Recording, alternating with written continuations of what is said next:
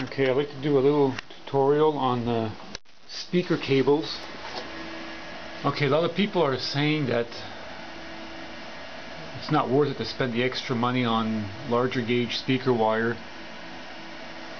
In fact, well, I'm using extension 3-wire extension cord speaker wire for the speaker wires.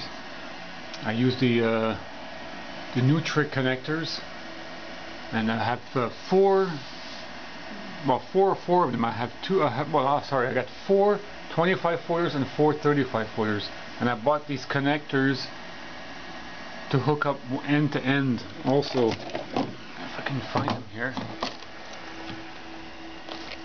See, these to hook up them both together, also made by Nutric. It's better to use larger gauge. It's like a house wiring. The larger the gauge, you know, especially on long runs, every 100-foot run you lose 5% of your voltage in the house, of course. And the same thing would go for the speaker wires. The longer the run, the less, you know, power you would have going to your speakers. So, and in this case, I just split the subwoofer. The amplifier is bridge mono.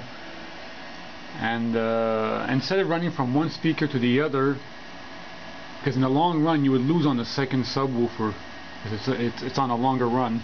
So I just split it over here. I just made a little splitter. I bought an electrical box, and I just split them from the amplifier to the splitter box, and it just splits evenly to each subwoofer.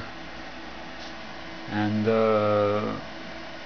again, I went to Addison's, which is in Montreal, and I bought this wire here. And you have to be careful because sometimes the wires are too thick to fit inside the neutral connector, so I had to modify it a bit, and it was a tight fit, believe me.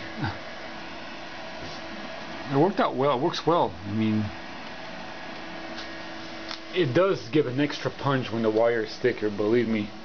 And another thing is I don't know if you can hear it,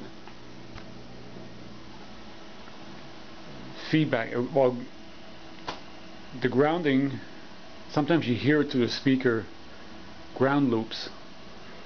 It's so hard to get rid of. Even professionals have trouble with that. I've tried everything in the book.